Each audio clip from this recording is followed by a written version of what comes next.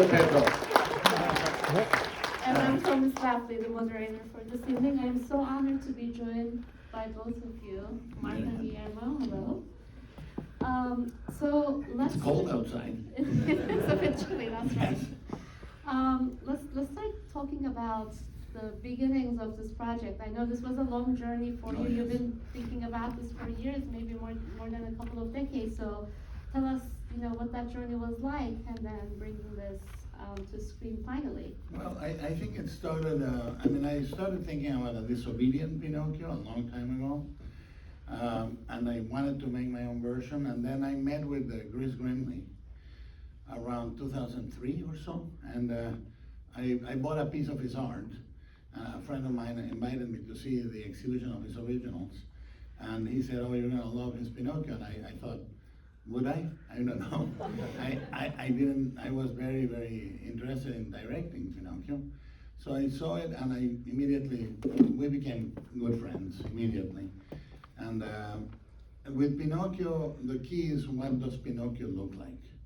Because in terms of designing, if Pinocchio looks sort of like the uncanny valley of a movie, it doesn't belong in the same universe. It can be an anomaly, but it cannot look out of place in the world. And with that Pinocchio came everything. He had, I said, there's an analogy, a very Catholic analogy with Christ, and I love the nails and the wood, and I thought that could be a possibility, and I asked Chris, why does he look like that? And he said, because Geppetto was drunk. And I thought he was drunk with grief. And he was in grief because of his son, and it all came in a single torrent, and we started jamming right early on, and we took it from there.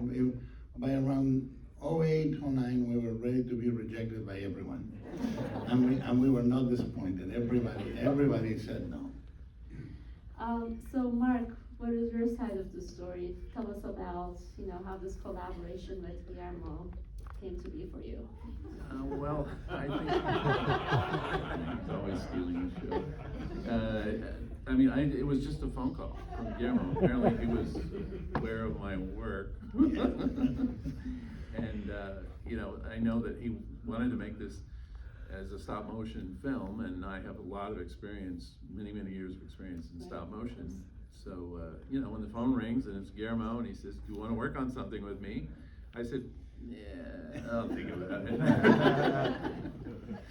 I want to pick up on something that you said, that you wanted to make a disobedient Pinocchio. Yes. And I actually really love this aspect of this Pinocchio, because I remember when I was a little girl, and it almost felt a little maybe too square, the message, like you have to obey, you have to listen, if you lie it's bad, but you also set this in a world, obviously there's a political world, the rise of Mussolini, so you have to be disobedient in order to, so tell us about, your entry into that world, and then kind of just building around it. I think that the thing is not only, I wanted to make stories of fathers and sons to vertebrate the movie, Volpe and Spazzatura, Pinocchio and Geppetto and Carlo, the fascist officer, and his son Candlewick, and even Jesus and his father, who had a pretty rocky relationship. Son, guess what I'm gonna get you for your 33rd birthday, son? A little bit of wood, and there's a bricolage, but I think that part of that was to set it in the worst, most horrible, institutionalized form of patriarchy, which is fascism, and which attracts all those stray souls to a strongman father figure. So I thought disobedience in this case is a virtue, and for the puppet to be the only one that doesn't behave like a puppet on a film made with puppets that swear they are not puppets, I thought it's irresistible. And I think what I love about it is that I always felt that there are two types of fairy tales: the ones that are pro-system and the ones that are iconoclastic. The pro-system ones is obey your father, obey your parents, and you will be fine. And the other one is a very deranged type of fairy tale that I favor. You know, I think that my feeling is, and then I had my own experience as a father and as a son. I find that there's a huge mistake. A lot of people think that parents are here to educate their kids, and kids are here to save their fathers and their parents. And it's very moving and tough when your kids in their teenage years can finally tell you how you wounded them as children. And most parents go, oh, it's a difficult stage. No, you are a fucking difficult stage. They're 100% right. And when you experience it as a son. And to me, the thing with my dad is I realized I lost him around Ship of Water, and I realized he was not my dad in his mind. He was a guy that happened to be my dad. And I understood that, but I also understood that disobedience is the birth of self. When you obey, you are not growing self. You are not creating an idea. You are obeying an ideology. You're beginning something hollow that did not come from your experience, and you expect to just follow it. And I think that's very urgent right now. Disobedience is more urgent now than ever in the world we live in. And you know, what you're saying so beautifully is also kind of tied to some of the liberal changes that are made in the story. I like that he doesn't turn into a real boy. Yeah. He stays as he is, and it's a beautiful story about acceptance in that sense. Yeah, well, look, the movie is constructed symmetrically, very, very beautifully. You start with the Pinocchio, that's the human spirit, and Geppetto is obsessed with perfection. He has a perfect son. He talks about the perfection of Pinocchio and how it's what you should strive for. And you start with a father that cannot encompass the loss of a son. And at the end of the movie, you are with a son that encompasses the loss of a father. And it's so beautiful, and then the pine cone falls. And I think it's constructed in that symphonic way, because I think that the one that teaches Geppetto is Pinocchio. It's probably, I don't know all 60-something versions of Pinocchio, but I would believe, we jokingly used to say this could be the adventures of Geppetto, because he's the one learning, and the cricket is learning. The cricket starts with all these lofty ideals, but ends up being really simply moved and saying, he's a good boy, you know? And I think what I say is when a father prays for a miracle and gets it, and he doesn't recognize it, that's a great story. Yes. I want to ask a question to both of you about the stop motion, beautiful stop motion animation. We were talking a little bit, you know, backstage before we walked in. There is a quality of this Pinocchio that is just so lived in and immersive. I don't exactly know what the correct definition of that would be, but there is something so beautiful even in the mundane details that I am not second guessing anything that's happening. It's lifelike in that sense. So maybe tell us a little bit about your overarching philosophies about how you approach stop motion to grasp that quality in the visuals. Well, I think it starts with the design, and Guillermo pointed out, you know, that was where we began. Was we found our Pinocchio, and I think it was important to us that he was unfinished. You know, he goes out into the world naked, really, and the world has to accept him because he's completely on display. He has nothing to hide, and I think there's an interesting sort of message in that. I also think that, you know, when we talk about getting the mundane correct, I think that's something we focused on a lot in this film. It's like, how do we make this world really resonate and feel real, so that this sort of strange anarchical character who's thrust into it sort of contrasts against it. And we said, let's look at all the details of the way these characters move, the way they breathe, you know, and take the mundane and make it a part of all these characters. Like, don't always be broad, you know. We wanted to focus on quiet moments too. You know, there's some very, very simple scenes in this film, or deceptively simple, I should say, of characters talking to one another, Geppetto talking to Pinocchio in the church. Really hard to do from an animation point of view, because if it has a false note in it, people will pick that up. And we wanted these characters to really feel like they loved or hated each other at different moments, and that had to be real. And that meant creating a real world and and giving them situations that we could all relate to, not in broad terms, but sort of very intimately. Also, we made Pinocchio not easy to love. I mean, the guy is in his 70s and inherits a son that is that has tantrums, that is difficult, that is over energetic. We didn't want it to be unruly, but we wanted to have the energy that was the wrong match for Geppetto at that stage. He was expecting Carlo, who's incredibly developed and mild, and Carlo is in there, of course, in the heart of Pinocchio, but he doesn't remember. And what we did is said, for example, Geppetto, we move him differently when he's older. And we found, when you watch it again, we said, let's do all the unnecessary moves, because animation tends to be very synthetic. It's a series of poses, of key poses that are a pantomime, and they are all the same poses. When you see an animated movie right now, you see all of them. The same, defiant, cross, one eyebrow up, and everybody is hip and suburban and sort of sitcom-y, and the world is not like that. We took all the skateboard scenes out of it. Yes. No, I remember I said, if any character walks in anywhere and goes, whoa, I'm burning the movie. Is this idea of suburban wit and one-liners, and this needed to hurt. This needed to be truth. The most precious resource in cinema is truth.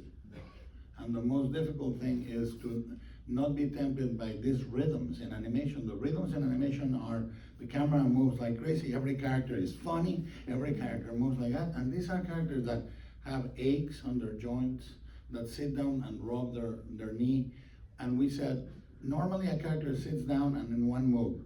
Here, when you watch it again, he sits on the bench and then moves a little, and then goes for the lid and notices that a jar is open, closes the jar, then finally closes the lid. Pinocchio goes for one pencil. One pencil doesn't work, second pencil doesn't work, third pencil works. That's 2 pencils more than needed, and 6 moves more on the bench. And that's expensive. That's expensive. It is, it's animator time, but it's worth it.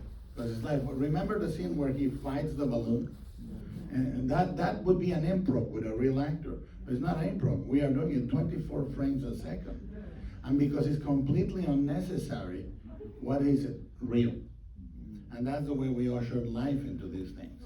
It's a style of animation that, I started trying stuff like that in Troll Hunters and the series I did at DreamWorks, but that comes from Miyazaki.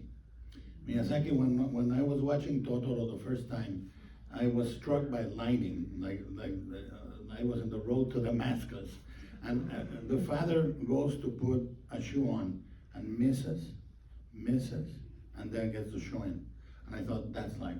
And Miyazaki says, if we animate the ordinary, it will be extraordinary. And that became sort of our mantra.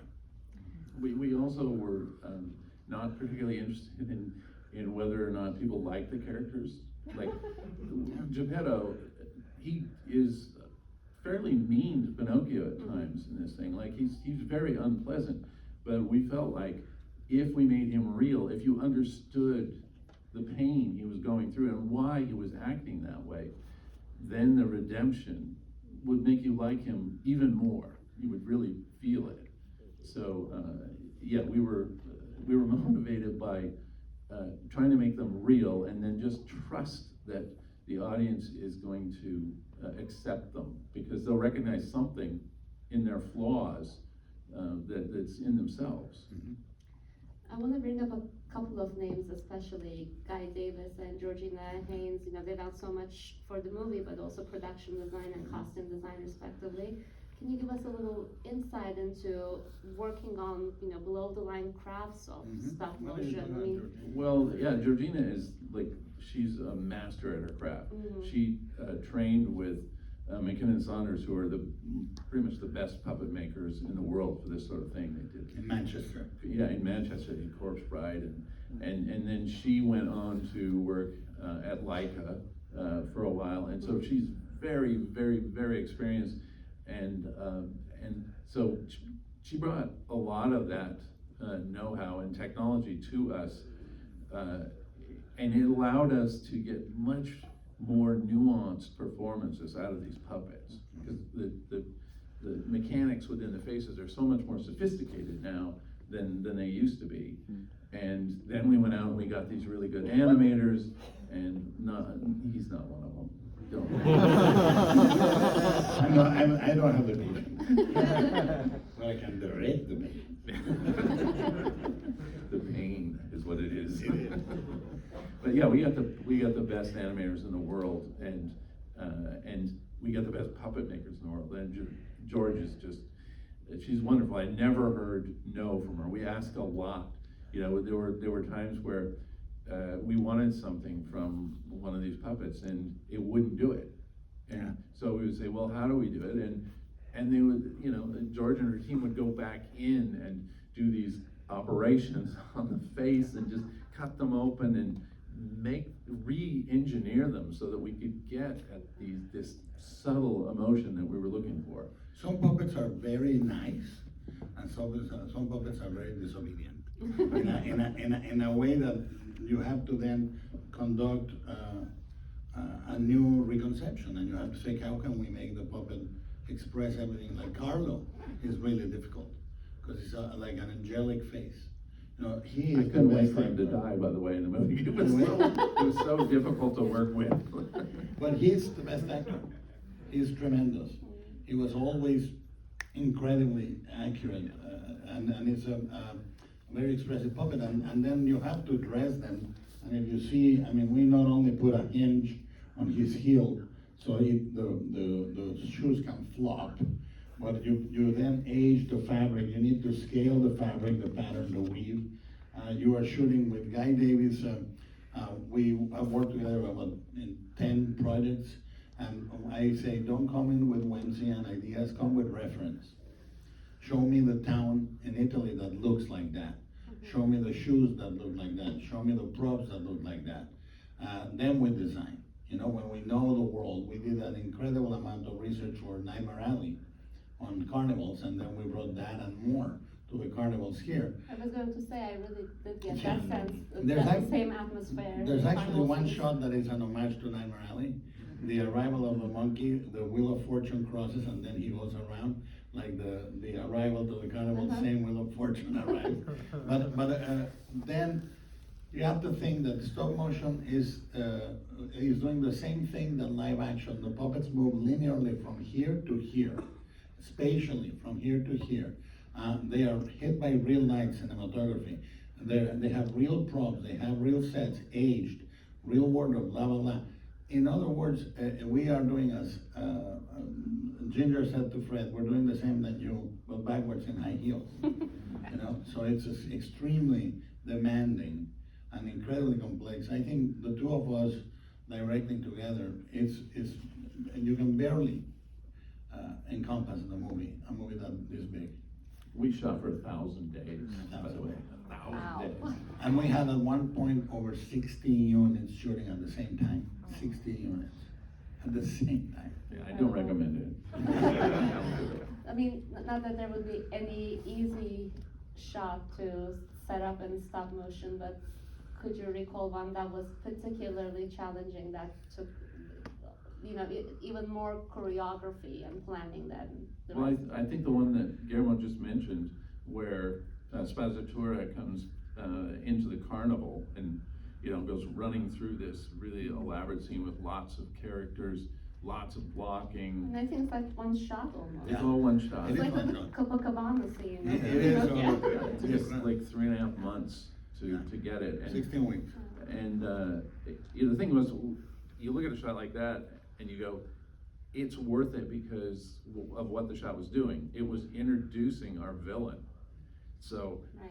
that's where you wanna spend your money. It's like, and here he is. And we destroyed 3 puppets in that shot. Yeah. The 3 spectators were completely pummeled. But another shot, this movie was partially animated by a Mexican animators in Mexico. And it was a very good point to do that. And one of the animators, Sergio, also came to Portland and animated the kids charging at each other. A single animator did that whole charge in the sort of battleground training camp. And that also was one of the most difficult ones. I want to talk a little bit about casting as well, especially of Pinocchio's voice. Gregory, man, he's so incredible. There's something so raw, innocent, and adulterated in that voice, but he also does some really deep emotional places. So, how do you direct a voice performance? How does that magic happen? Well, if you cast correctly, you don't have to work that hard. And he was such a beautiful soul. He felt all that. I mean, yes, you direct a child differently. Sometimes you give line readings, but with him, it was there in him, and we got him at a really, really delicate moment. The perfect moment. It was like lightning in a bottle, because he wasn't quite an adolescent yet, and he grew up during this film. So, there came a point where we couldn't use him anymore because his voice had changed. He sounded like Very white. girl or. But we made it all real. When we had Geppetto there, David Bradley, to read with him, his mom or his dad to embrace when he needed to embrace or be tender. And if we needed him to be petulant, I would ask him to push my belly and say, "Shut up, dummy." He loved doing that. Yeah, he would push my belly and go, "Shut up, dummy." And he would get like, "I want chocolate, yeah, please, please, please, please, please." He would be able to be the petulant Pinocchio. He was good for about 2.5 hours a day, and then he would just burn out. And then he would ask for sushi and then shut down. He liked sushi, which is a rarity in London, I think. And also in a kid, maybe. Yes. I think I have time for one more question, and I think that we should use that question to talk about the beautiful score and the songs and Alexander Desplat's work. So I'm wondering what were some of the cues that you were looking for, because the film is operating on so many levels that we talked about. There's the innocence, there's the darkness, and I think all those textures are very present in the score and the songs. Yes, this is my 3rd or 4th collaboration with Alexander, and we meet beforehand. We talk a lot, and he doesn't compose until the movie's finished or almost completely finished, because he wants to understand the heart of the movie. And he said, "Why don't we do a score that is all wooden instruments?" And we did that. He said, "Fortunately for you, the French horns in France are classified as wood, because they're French and they like it." But we also talked about it, and he said, although the movie is incredibly complicated, its heart is very pure. And we were looking for a figure in the melody that had the simplicity of a lullaby. I think the movies at their best, movies like this one, when you open on a landscape and with a certain music, the beauty can break your heart. And Alexander was able to, one morning, I would arrive every day to his studio, and we would discuss things, and he would play in the piano. And one morning he said, "I have 4 choices for you for Carlos' theme, which will be then Pinocchio's theme." And he played the one that's in the film, and I teared up. And I said, in the Mexican meter, if I tear up, it's good. And I said that's the one, and it's the one in the film, which is beautiful. It's absolutely beautiful, and so is the film. Thank you so much, Guillermo. Thank you.